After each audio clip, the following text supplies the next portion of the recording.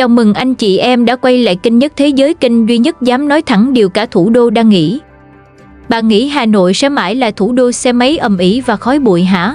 Là thiên đường của quây cà tàng, SH gầm rú, Vision lượn lờ và mùi xăng thơm nồng trong gió. Chà, nghĩ lại đi. Từ tháng 7 năm 2026, Hà Nội tuyên chiến chính thức với xe máy xăng, mở màn bằng cú vả trời giáng vào hơn 6 triệu dân cưỡi xe nổ. Cấm toàn bộ xe xăng trong vành đai 1.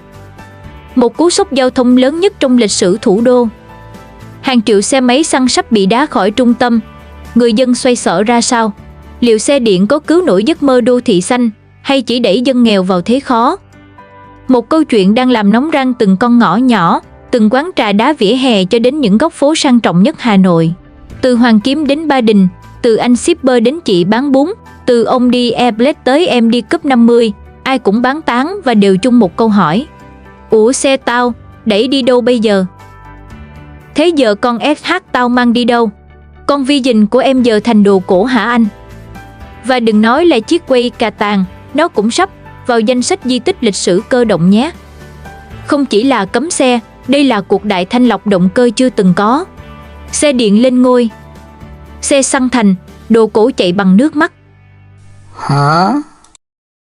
Và dân nghèo chuyển sang xe đạp điện made in chợ tốt. Đây là sự thật 100%, được Thủ tướng đích thân ký chỉ thị số 20, ban hành ngày 12 tháng 7 năm 2025. Mục tiêu là giảm ô nhiễm không khí, ùn tắc giao thông và hướng tới đô thị xanh.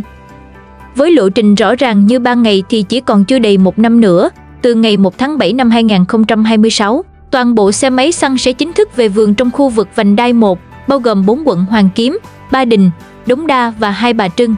Và cứ thế, đến ngày 1 tháng 1 năm 2028, lệnh cấm mở rộng sang vành đai 2 và bắt đầu hạn chế xe ô tô cá nhân dùng xăng dầu. Rồi đến năm 2030, toàn bộ vành đai 3 áp dụng với mọi phương tiện cá nhân chạy nhiên liệu hóa thạch. Trong video này, Nhất Thế Giới sẽ bóc trần ai âm thầm được lợi sau lệnh cấm. Người dân liệu được hỗ trợ hay bị bỏ mặc chết máy giữa đường? Liệu đây là bước đi tất tay vì môi trường hay là màn chơi lớn của ai đó trong ngành xe điện? Và tương lai giao thông Việt Nam sẽ ra sao khi xe máy xăng bị khai tử? Đừng bỏ lỡ drama giao thông nghẹt thở nhất lịch sử thủ đô cùng mình nhé! Và đừng quên bấm like, share và nhấn mạnh nút subscribe kênh Nhất Thế Giới, vì tương lai không xăng nhưng cũng đầy drama còn chờ phía trước đấy.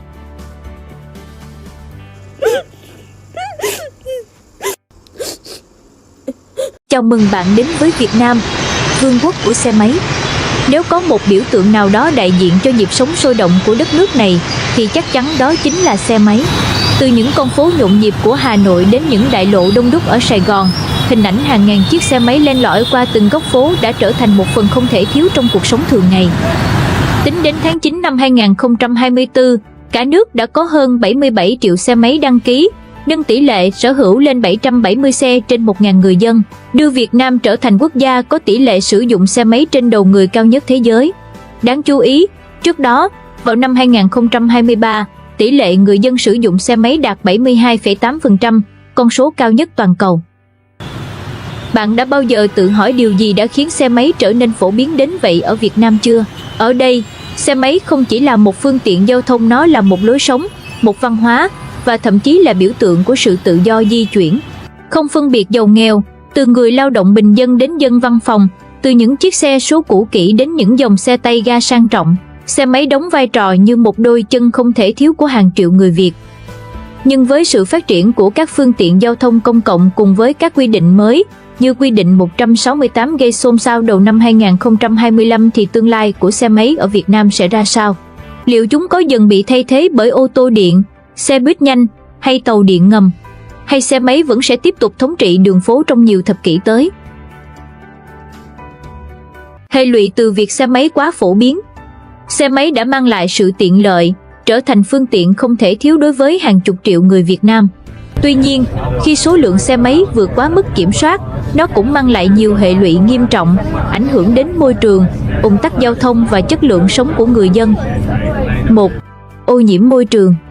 Xe máy là một trong những nguồn phát thải chính các chất độc hại như CO2, NOx, bụi mịn PM2.5, những tác nhân chính gây ô nhiễm không khí nghiêm trọng. Bằng chứng không thể chối bỏ là Hà Nội và thành phố Hồ Chí Minh thường xuyên lọt top những thành phố ô nhiễm nhất thế giới, đặc biệt vào giờ cao điểm khi hàng triệu xe máy xả khói trên đường phố. Những chiếc xe máy cũ, sử dụng công nghệ động cơ lạc hậu có thể thải ra lượng khí độc hại gấp nhiều lần so với các dòng xe mới. Việc nhiều người vẫn sử dụng xe máy cũ không chỉ gây ô nhiễm không khí mà còn làm tăng mức độ ô nhiễm tiếng ồn, yếu tố ảnh hưởng trực tiếp đến sức khỏe và chất lượng sống của mọi người. Ô nhiễm không khí ở Hà Nội không phải là câu chuyện chỉ mới ngày một ngày hai, mà là kết quả của nhiều nguyên nhân chồng chất qua thời gian.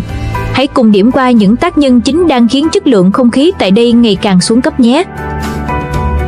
1. Phương tiện giao thông. Ô nhiễm giao thông là nguyên nhân hàng đầu. Hà Nội hiện có hơn 7 triệu xe máy và ô tô lưu thông hàng ngày. Con số này vượt xa khả năng chịu tải của hệ thống giao thông thủ đô, đặc biệt khi hạ tầng giao thông công cộng vẫn còn hạn chế. Hầu hết các phương tiện cũ không được trang bị hệ thống kiểm soát khí thải đạt chuẩn, khiến khói bụi từ động cơ trở thành một nguồn ô nhiễm lớn nhất trong thành phố.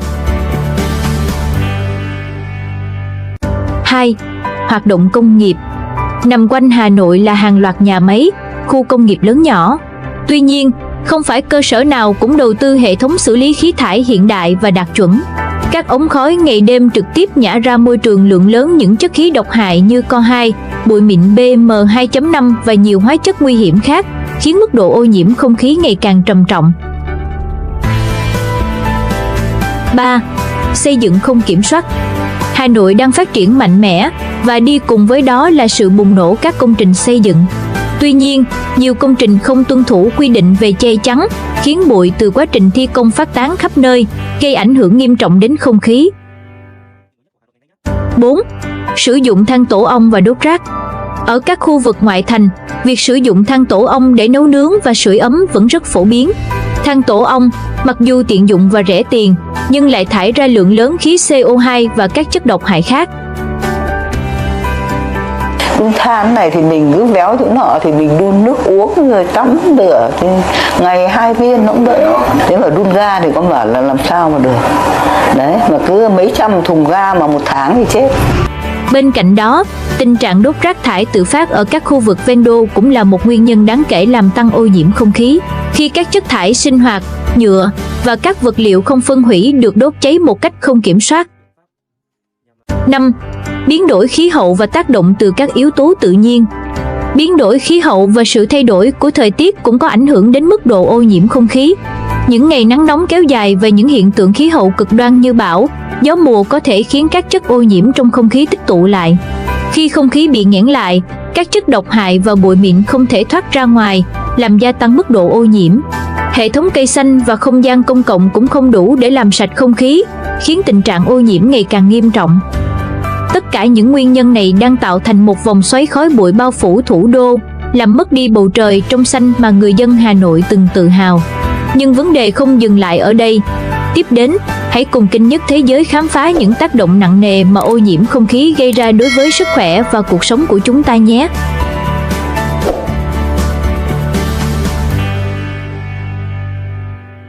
Hai, tai nạn giao thông. Tai nạn giao thông liên quan đến xe máy là một vấn đề nhức nhối ở Việt Nam, gây ra nhiều thương vong và thiệt hại về kinh tế. Theo Ủy ban An toàn Giao thông Quốc gia, xe máy chiếm hơn 90% số phương tiện giao thông đường bộ, nhưng cũng chiếm hơn 70% số vụ tai nạn giao thông mỗi năm. Mật độ xe máy dày đặc, tốc độ không kiểm soát, đường phố chật hẹp, không có lớp bảo vệ như ô tô, người đi xe máy luôn đối mặt với nguy cơ bị thương nặng nếu xảy ra va chạm. Ngoài ra, ý thức tham gia giao thông của một bộ phận người dân còn kém, không đội mũ bảo hiểm, vượt đèn đỏ, lạng lách đánh võng là những nguyên nhân hàng đầu dẫn đến tai nạn giao thông. Hàng năm, hàng nghìn người mất mạng hoặc bị thương tật suốt đời vì tai nạn xe máy. Những vụ tai nạn giao thông không chỉ gây ra đau khổ cho các nạn nhân và gia đình của họ, mà còn đè nặng lên hệ thống y tế, kinh tế và an sinh xã hội.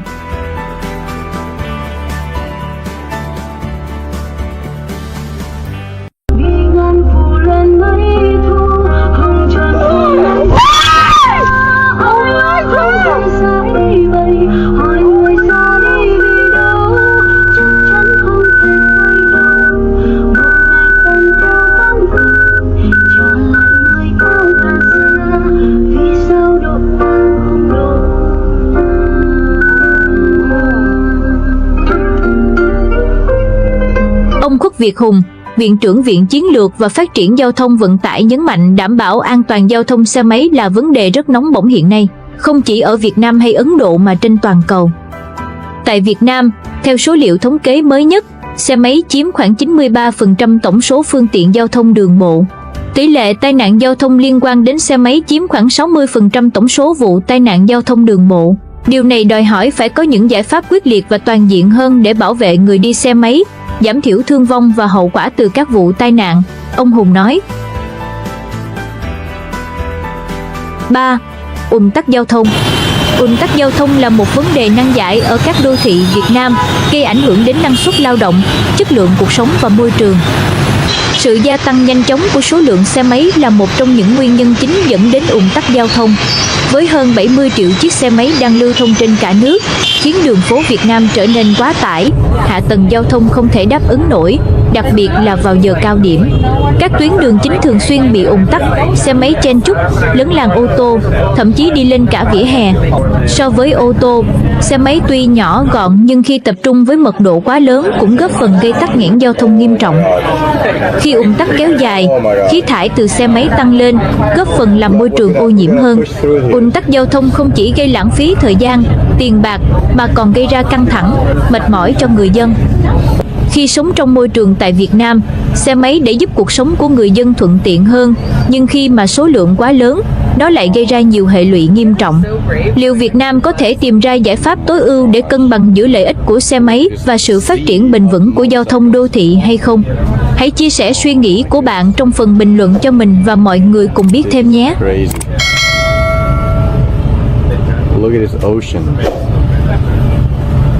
Lệnh cấm xe xăng 2026, lộ trình mơ hồ. Chỉ thị 20 từ Thủ tướng tung ra ngày 12 tháng 7 năm 2025, tuyên bố cấm xe máy xăng trong vành đai 1 từ ngày 1 tháng 7 năm 2026, tức là chưa đầy một năm nữa. Tiếp theo, vành đai 2 đến 3 năm 2028, xe ô tô xăng cũng tới số sau đó. Và đến năm 2030 thì tạm biệt luôn nhiên liệu hóa thạch trong đô thị. Nghe thì xanh, sang, xịn, nhưng nhìn quanh Hà Nội bây giờ, 7 triệu xe máy và ô tô đang chen chúc chủ yếu là chạy xăng, là bạn thân của shipper, sinh viên, dân lao động. Giờ bảo chuyển hết sang xe điện trong chưa đầy 12 tháng, hỏi thật, các ông đang đùa hay là thật vậy?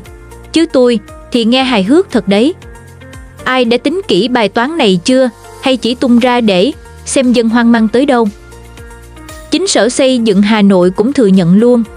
Hạ tầng trạm sạc chưa sẵn sàng. Quy chuẩn trạm sạc chưa thống nhất. Khung pháp lý thì đang nghiên cứu, tức là chưa có gì á. Có những bất cập đầu tiên của lệnh cấm mà tôi đã thấy được như cơ sở hạ tầng sạc yếu kém. Đầu tiên, chúng ta, ai cũng biết đường phố Hà Nội vốn nhỏ, hẹp, nhiều khu phố cổ còn chưa có vỉa hè đàng hoàng, vậy chỗ nào để đặt hàng ngàn trạm sạc xe điện? Hiện chỉ có khoảng 200 trạm sạc, tính đến năm 2025, hầu hết nằm ở mấy khu đô thị mới sang chảnh, trung tâm thương mại. Vậy người dân ở chung cư mini, nhà trọ, phố cổ thì sạc kiểu gì? Sạc ở đâu và có bảo đảm cung cấp đủ ổ cắm sạc không? Dây điện kéo lằng nhằng khắp ngõ hả? Lưới điện đang yếu, thêm 1 triệu ổ sạc thì cháy luôn cả máy biến áp.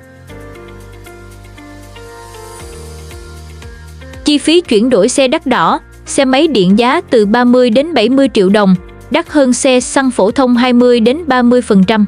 Một hộ gia đình 2 đến 3 xe, đổi hết tốn cả 100 triệu. Vậy ai trả? Dân lao động, shipper lấy đâu ra tiền? Chính sách hỗ trợ đổi xe đâu?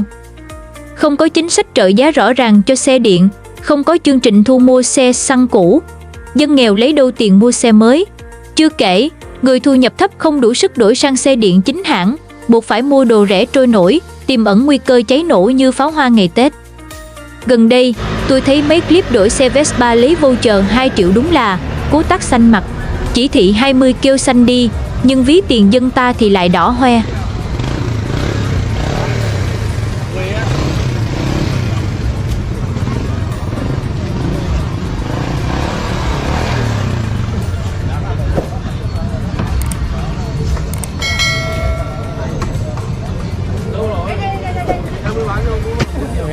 Vâng.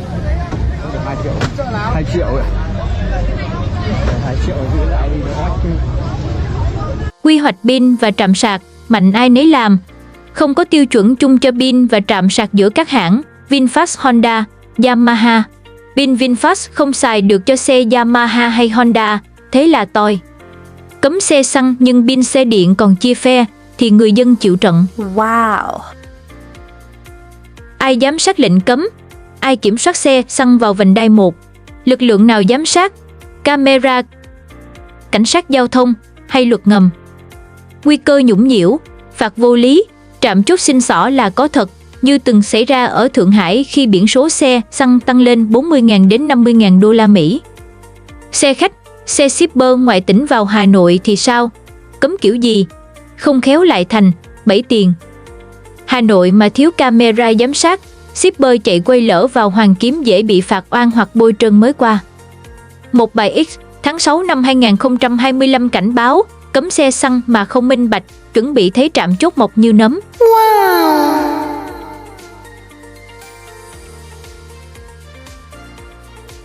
Vấn đề sạc pin và an toàn, chung cư, nhà trọ Hà Nội chật chội, sạc xe điện trong tầng hầm dễ biến thành lò thiêu. Pin lithium cháy 1000 độ C, dập khó hơn cháy xăng.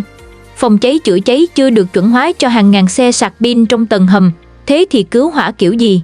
Một quả pin cháy là cả khu chung cư thành lò BBQ. Vụ cháy xe điện ở Thanh Hóa năm 2023 thiêu rụi cả nhà dân. Ý thức sạc pin của người Việt Nam vẫn rất Việt Nam, chẳng hạn đang sạc giữa chừng có kẻ rút dây, tranh ổ cắm dây lằng nhằng hay phá phách thì cực kỳ khó quản lý. Đó là chưa kể, nạn trộm cắp pin xe điện vì pin là bộ phận đắt nhất, đắt ngang nửa chiếc xe, dễ bị tháo trộm.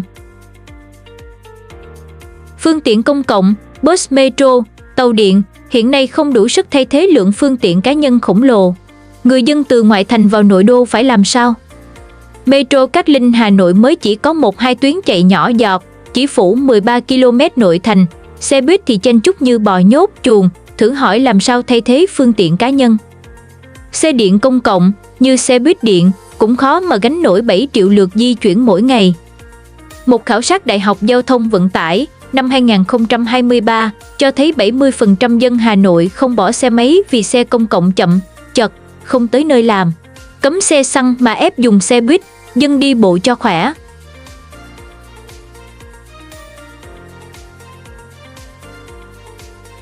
Năng lượng điện và môi trường, xe điện cần điện, mà điện thì EVN đang nắm độc quyền. Câu hỏi tôi cần các ngài giải đáp là khi hàng triệu xe cùng sạc, lưới điện chịu nổi không? Đừng quên, sản xuất điện vẫn dựa vào đốt than, khoảng 57% năm 2204. Xe điện xanh ở phố, nhưng nhà máy điện thì đen ngòm ở quê. Khi hàng triệu xe điện cùng sạc ban đêm, nguy cơ cúp điện trên diện rộng là thật. Giá điện liệu có tăng để gánh lượng tiêu thụ khổng lồ này không? Cúp điện giữa đêm, xe hết pin, dân kẹt giữa đường, drama còn hơn phim Hàn. Giá điện tăng 8% năm 2023 đã bị chửi, giờ thêm xe điện, EVN có chặt đẹp không? Tác động kinh tế xã hội, shipper xe ôm, lao động tự do, tiệm sửa xe xăng, thay nhớt, rửa xe phụ thuộc vào xe xăng giá rẻ. Cấm xe xăng đồng nghĩa là mất việc, giảm thu nhập. Một shipper ở Ba Đình than trên Facebook, tháng 7 năm 2025, xe điện 50 triệu, sạc 3 lần tuần, tôi lấy tiền đâu nuôi con. Không hỗ trợ tài chính, lệnh cấm dễ gây bất mãn, đẩy người nghèo vào ngõ cụt nếu không có giải pháp hỗ trợ. Tác động đến ngành phụ trợ, tiệm xăng, gara sửa xe, cửa hàng phụ tùng xăng sắp thất nghiệp. Hà Nội có hàng ngàn tiệm sửa xe xăng, nhưng gara xe điện đếm trên đầu ngón tay, phụ tùng đắt cắt cổ. Pin hỏng, thay tốn 50% giá xe.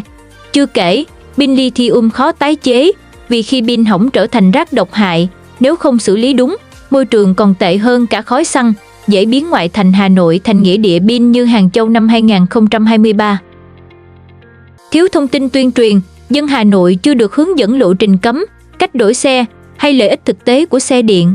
Chỉ thị 20 ban hành xong, rồi, để đó sao? Không TikTok, không Zalo, không gì hết. Dân hoang mang như Grablock không lý do. Nghe thì có vẻ xanh, sạch, đẹp, nhưng nếu làm vội vàng, kế hoạch này dễ biến thành đen, đắt, đùng đoàn, tắc đường vẫn tắc, ô nhiễm chưa chắc giảm, dân thì hoang mang, lúng túng không biết đổi xe nào cho hợp túi tiền. Câu hỏi thật lòng. Ai đang đảm bảo rằng lệnh cấm này không chỉ là một cú PR xanh?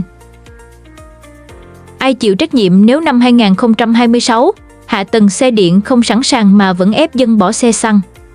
Nói cấm thì dễ, nhưng nếu chưa chuẩn bị hạ tầng, chưa có cơ chế hỗ trợ và chưa tính kỹ tác động xã hội, thì lệnh cấm này có nguy cơ thất bại ngay từ trứng nước.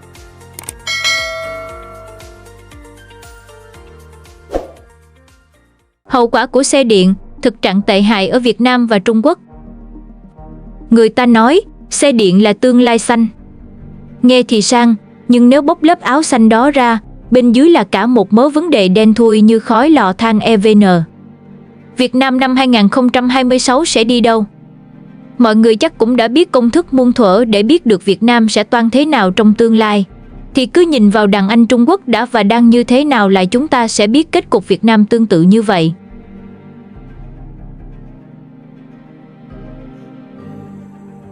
Bài học đắng từ Trung Quốc. Nghĩa địa xe điện, cơn ác mộng pin thải. Ở Hàng Châu, Thượng Hải, năm 2023, hàng trăm nghìn xe điện bị bỏ hoang như bãi rác. Lý do, pin chai, chi phí thay pin bằng 50% giá xe, không ai thèm sửa hoặc thu gom. Pin chai nhanh, sau 1 đến 2 năm xe chạy 100 km còn 50 km. Một khảo sát tại Hà Nội, năm 2024, cho thấy 30% xe điện mất 40% dung lượng pin sau 18 tháng.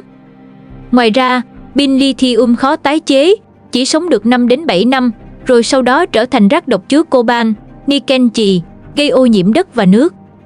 Kết quả, Trung Quốc bây giờ phải giải quyết núi rác pin độc hại cao hơn cả Vạn Lý Trường Thành. Bạn thử tưởng tượng, Hà Nội năm 2030 trở thành nghĩa địa quay cộng thêm nghĩa địa pin xe điện.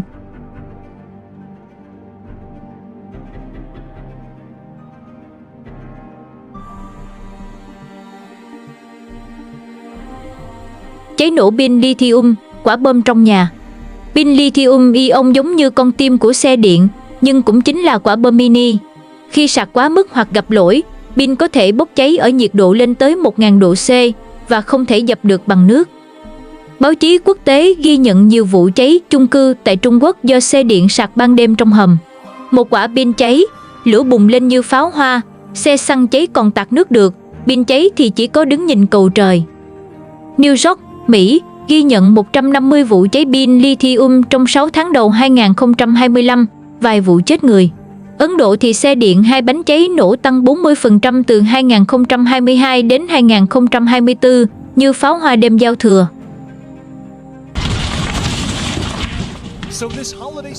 Hạ tầng sạc quá tải.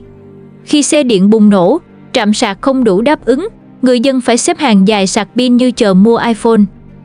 Hiện tại, Trung Quốc dù có 1,1 triệu trạm sạc năm 2024, nhưng vẫn không đủ cho 50 triệu xe điện. Ở Bắc Kinh, giờ cao điểm phải xếp hàng 2 đến 3 tiếng chỉ để sạc. NIO có 2.400 trạm đổi pin, nhưng chỉ dùng cho xe NIO, không tương thích với hãng khác. Ai mua hãng khác thì chờ đi, cưng ơi. Hả? Văn hóa sạc, ý thức chưa theo kịp. Thâm Quyến, năm 2023, từng có vụ người dùng đánh nhau chỉ vì tranh nhau ổ sạc công cộng. Người dùng thiếu kiên nhẫn, chen lấn, thậm chí phá hoại thiết bị sạc. Thiếu quy định quản lý sạc công cộng, nguy cơ mất trật tự, tăng rủi ro an toàn. Ở Việt Nam, văn hóa xếp hàng đã khó rồi, sắp tới có văn hóa sạc pin chắc còn vui hơn. Đang sạc ngon lành, có thằng rút dây để sạc xe nó, nghe quen không? Lũ lụt, kẻ thù số 1 của xe điện. Lũ lụt ở Trịnh Châu, Trung Quốc, tháng 7 năm 2021 khiến 1.100 khu vực mất điện, xe điện không sạc được, làm giao thông tê liệt. Vấn đề đặt ra là xe điện chưa được thiết kế tối ưu cho vùng ngập lụt như Trung Quốc. Trạm sạc công cộng ngập nước, hỏng sạch như đồ chơi trẻ con.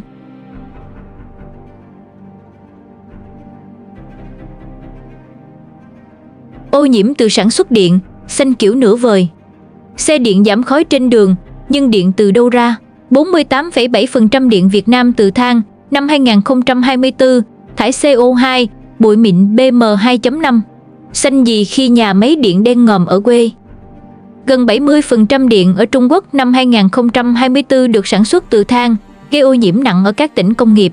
Xe điện giảm khí thải trên phố, nhưng khí độc từ nhà máy điện lại bay lên trời. Một nghiên cứu của Đại học Bắc Kinh năm 2023 kết luận xe điện chỉ giảm khoảng 20% khí thải so với xe xăng vì lưới điện vẫn quá bẩn. Ô nhiễm chỉ chuyển địa chỉ từ đường phố sang nhà máy, không tăng năng lượng tái tạo, mặt trời, gió, thì xe điện chỉ là áo xanh, lòng đen thôi.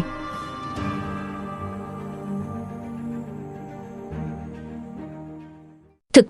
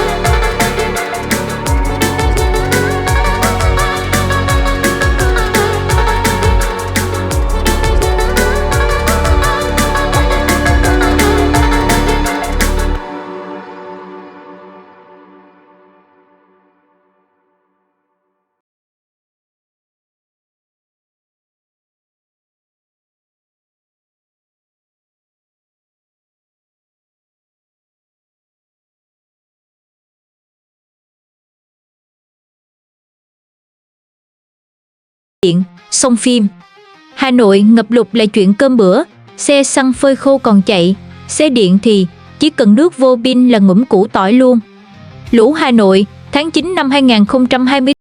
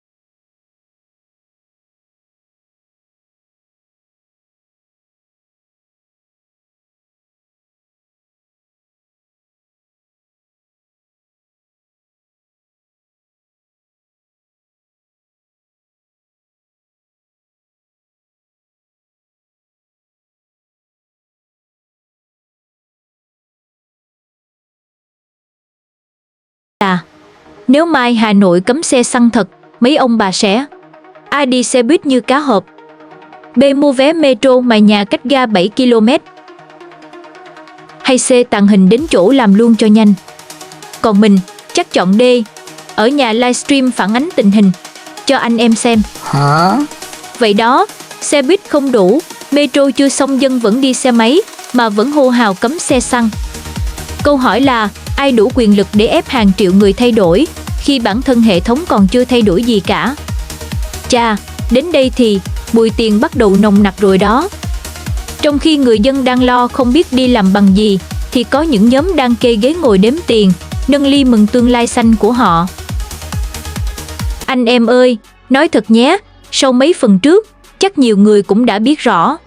Xe điện thì xanh lá ngoài vỏ nhưng đen thui bên trong. Xe công cộng thì chậm như rùa đi họp tổ dân phố. Còn lệnh cấm xe xăng thì ảo như một trò đùa.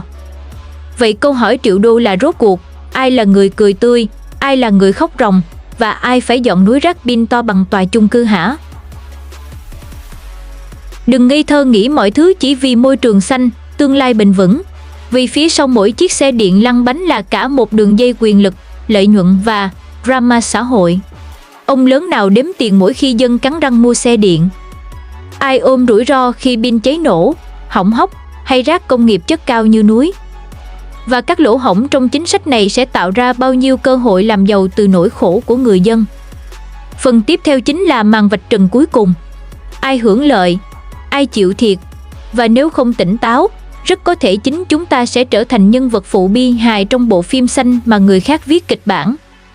Muốn không bỏ lỡ thì nhớ đăng ký kênh ngay, vì đây là series xe điện mà anh em coi xong sẽ phải suy nghĩ lại trước khi xuống tiền đấy. Ai hưởng lợi, ai chịu thiệt và các lỗ hổng cần giải quyết? Bạn nghĩ lệnh cấm này chỉ vì môi trường? Xin lỗi, môi trường chỉ là cái poster đẹp thôi. Ở phía sau, có những nhóm đang cười tít mắt, đếm từng cọc tiền đó. 1. Ai hưởng lợi? Doanh nghiệp xe điện, hốt bạc từ giấc mơ xanh. Một bộ phận lớn dân thành thị phải bỏ ra hàng chục triệu để đổi xe. Cấm xe xăng thì thị trường xe điện bùng nổ. Hãng nào bán xe, hãng đó trúng vàng. VinFast, Honda, Yamaha và các gã khổng lồ quốc tế như BYD, NIO đang đua nhau chiếm thị trường xe điện. Doanh số xe điện toàn cầu dự kiến chiếm 25% thị trường ô tô và xe máy năm 2025, tăng từ 18% năm 2023.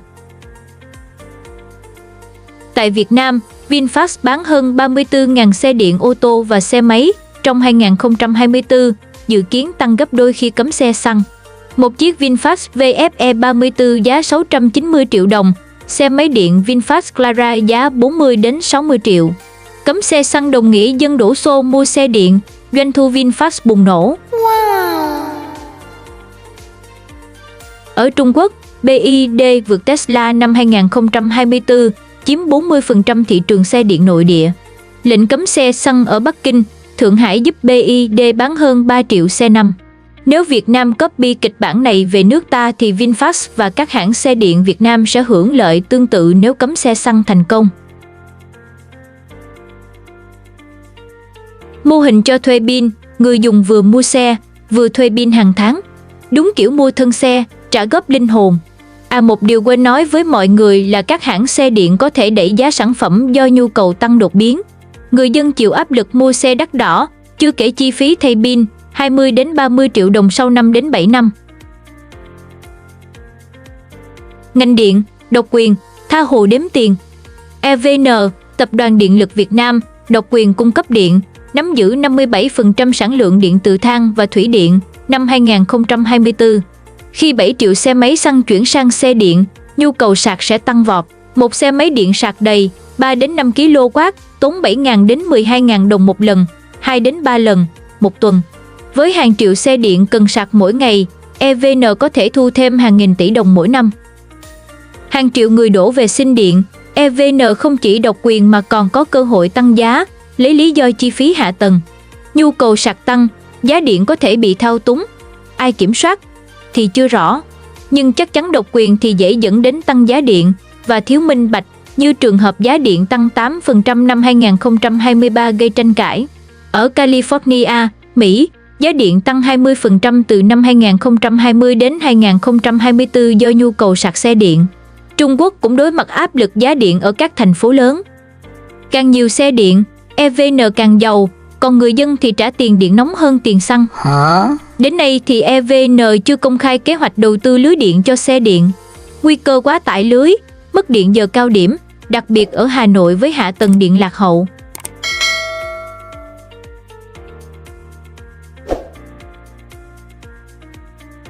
Ngành sản xuất pin và linh kiện cú hích tỷ đô. Các công ty sản xuất pin lithium như CATL, LG Chem và linh kiện xe điện cũng trúng mánh, trở thành ngành công nghiệp hốt bạc. Ai kiểm soát pin, kiểm soát luôn thị trường. Khi pin chai, người dân buộc phải thay pin, chi phí có khi bằng nửa chiếc xe.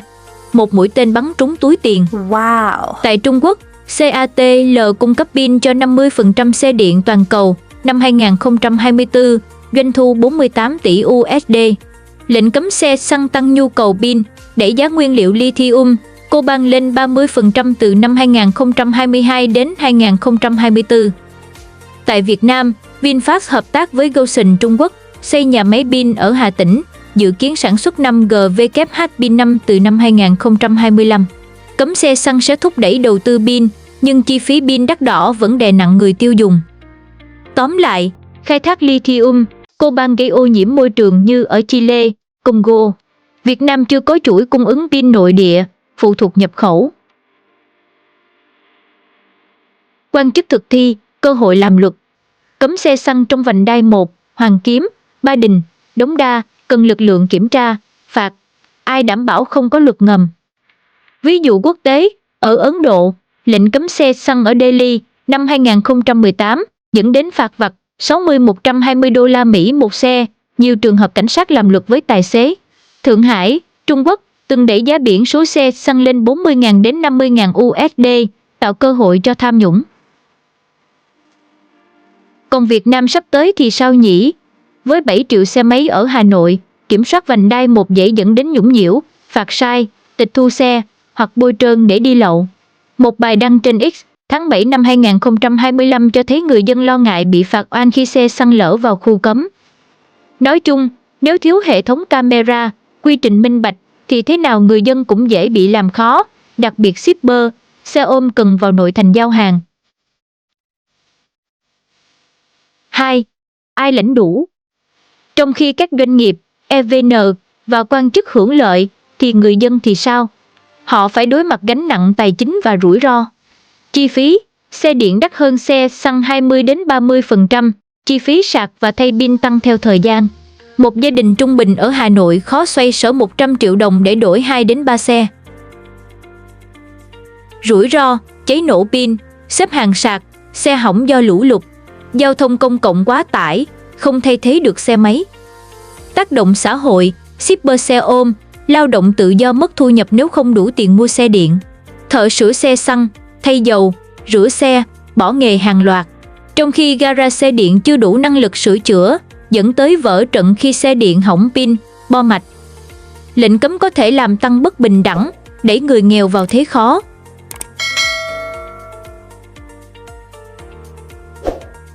3. Những lỗ hổng to hơn cả vành đai. Để lệnh cấm xe xăng không biến thành cơn ác mộng, Hà Nội cần khắc phục những bất cập sau, nhưng thời gian chỉ còn 12 tháng, liệu kịp? Cấm xe xăng để xanh hơn, nghe hay lắm. Nhưng nếu nhìn kỹ vào lộ trình, bạn sẽ thấy không ít lỗ hổng to như ổ gà trên đường Hà Nội. Giờ tôi sẽ liệt kê ra một số điểm bất cập cần giải quyết trước năm 2026 cho các anh chị em xem sao nhé. Hạ tầng sạc, xây ngay, xây gấp.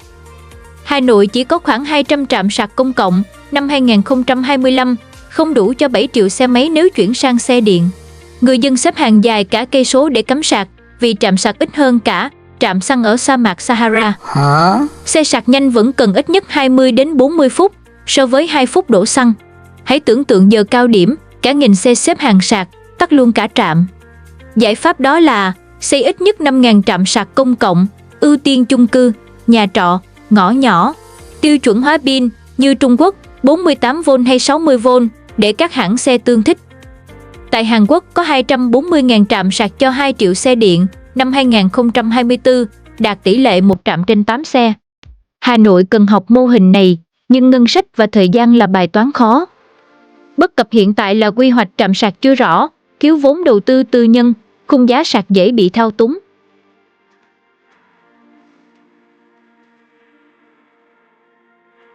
An toàn cháy nổ, đừng để chung cư thành lò thiêu. Pin lithium cháy ở nhiệt độ 1000 độ C, khó dập. Nếu đêm nào cũng hàng trăm xe cắm sạc trong hầm và xui xẻo xảy ra thử cháy một pin do sạc không đúng cách là thành thảm họa, cháy cả khu chung cư đông đúc của chúng ta. Giải pháp đó là ban hành quy định sạc an toàn, cấm sạc xe điện ở hành lang chung cư, lắp cảm biến nhiệt tại trạm sạc, trang bị bình chữa cháy chuyên dụng Class E ở khu dân cư. Ở New York, họ yêu cầu trạm sạc có hệ thống giám sát nhiệt từ năm 2023, giảm 15% vụ cháy pin. Còn ở Việt Nam thì chưa có quy chuẩn an toàn pin, thiếu đào tạo cứu hỏa cho các vụ cháy pin lithium. Một vụ cháy ở Thanh Hóa vào năm 2020 cho thấy cứu hỏa địa phương rất lúng túng. Ngoài ra, thì thói quen cắm sạc xong bỏ đi cũng gây nguy cơ chập điện, cháy nổ. Chưa kể, chuyện tranh chấp sạc, kiểu, ổ sạc của tôi, sao ông rút dây, drama rất dễ xảy ra.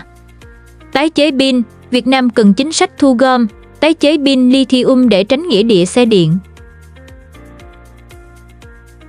Tái chế pin, tránh nghĩa địa xe điện.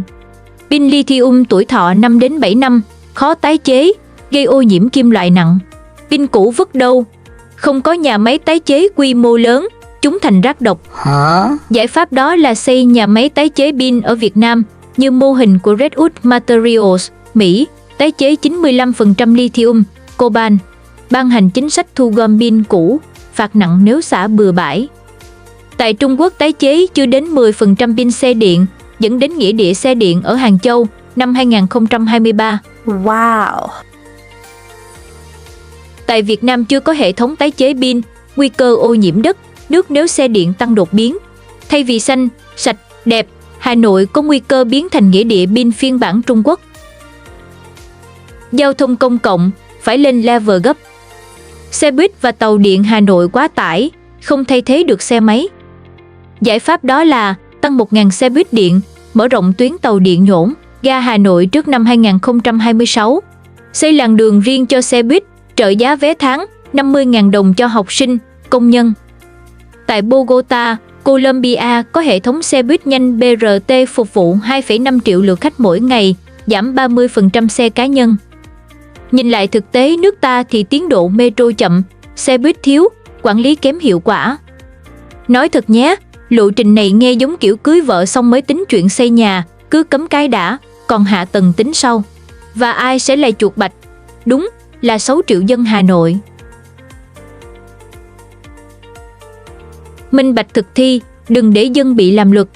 Chặn xe xăng vào vành đai một bằng cách nào? Lập chốt phạt hay chết camera? Khả năng nhũng nhiễu sẽ nảy sinh vì quy định thiếu rõ ràng, người dân bị làm khó khi chẳng biết lỗi ở đâu.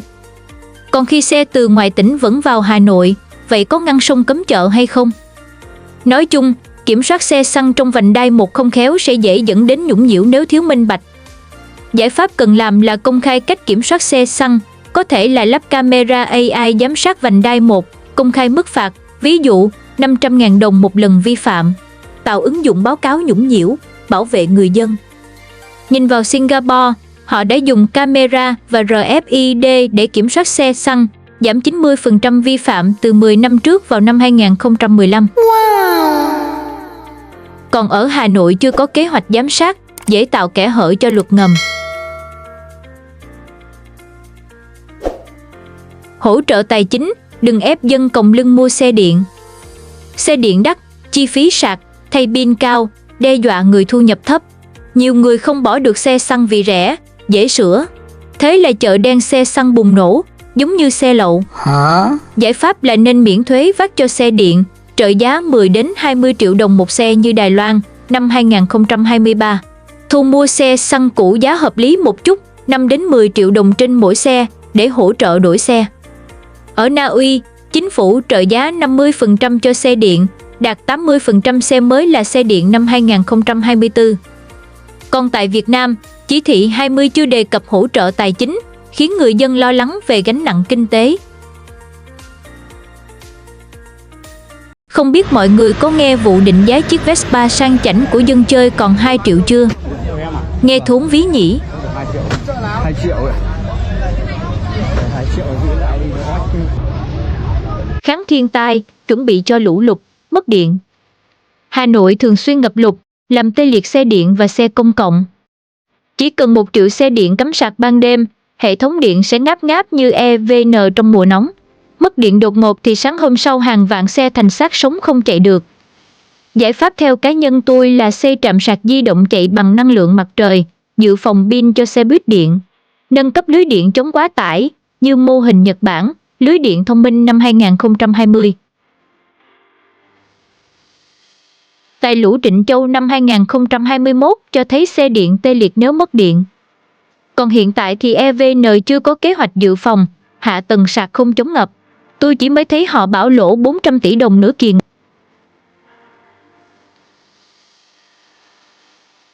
Tuyên truyền và đào tạo, dân phải hiểu rõ.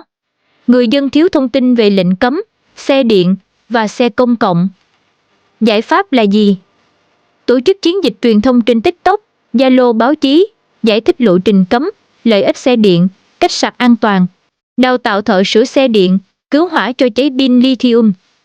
Tại Đức chạy chiến dịch e-mobility 2022 trên mạng xã hội, tăng 25% người dùng xe điện.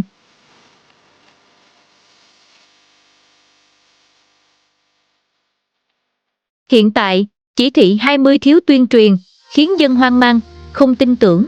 Chứ tôi thấy trên mạng nhiều chung cư, nhà trọ kia thị xe điện rồi đấy. Nếu mọi thứ không được tính toán bài bản ấy và mấy cái lỗ hổng này không lấp kịp, thì lệnh cấm xe xăng năm 2026 dễ biến thành trận đánh giao thông lớn nhất lịch sử, nơi dân vừa khổ, vừa lo cháy pin, vừa ngồi xếp hàng sạc như thời bao cấp. Lệnh cấm xe xăng năm 2026 có thể là giấc mơ xanh, nhưng hiện tại chỉ như trò đùa với hạ tầng cùi bắp và lộ trình mơ hồ. Xe điện, nghe cool, nhưng cháy nổ, lũ lụt và xếp hàng sạc không phải chuyện đùa. Tinh thần lớn hơn vật chất, tụi mình cần tỉnh táo để không bị ép mua xe điện mà chưa sẵn sàng. Yes.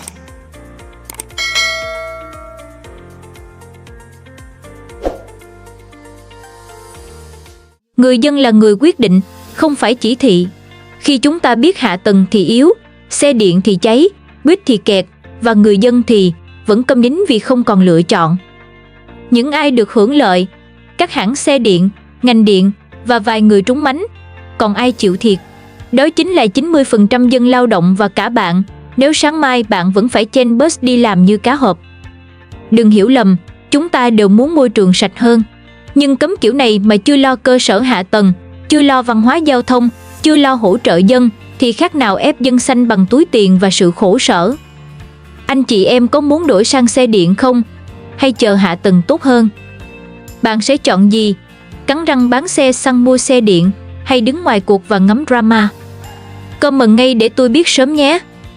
Nếu bạn thấy video này đáng để suy nghĩ, hãy bình luận ý kiến thực cháy, hãy viết suy nghĩ của bạn. Bạn nghĩ sao về xe điện?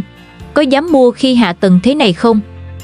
Like nếu anh chị em thấy lệnh cấm này hơi sai và để anh em khác biết bạn còn chạy xăng nhé. Và đừng quên đăng ký kênh Nhất Thế Giới để tôi có động lực bóc phốt tiếp những drama giao thông nhé, vì drama giao thông này mới chỉ là màn dạo đầu thôi.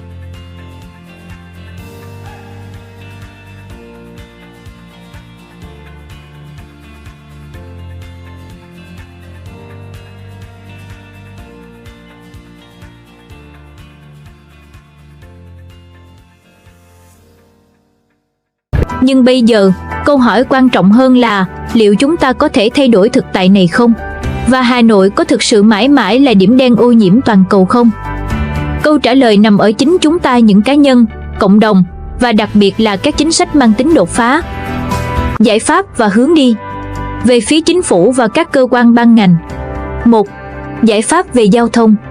Phát triển giao thông công cộng, đẩy mạnh đầu tư và mở rộng các hệ thống metro, xe buýt nhanh BRT, đảm bảo tính tiện lợi, đúng giờ và giá cả hợp lý để khuyến khích người dân sử dụng phương tiện công cộng thay vì xe cá nhân. Tăng cường quảng bá và cung cấp các ưu đãi như vé miễn phí tháng đầu hoặc giảm giá cho học sinh, sinh viên và người cao tuổi.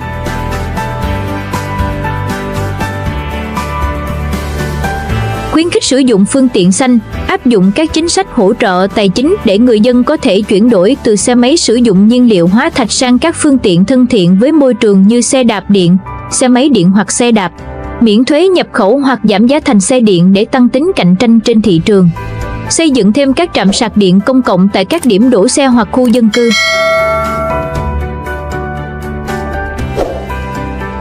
Quy định hạn chế phương tiện cá nhân, thiết lập các khu vực trung tâm thành phố cấm xe máy, kết hợp triển khai hệ thống thu phí môi trường đối với ô tô. Quy hoạch lộ trình giờ cao điểm không xe máy, bắt đầu với các quận nội đô và mở rộng dần ra ngoại thành. Học hỏi kinh nghiệm quốc tế.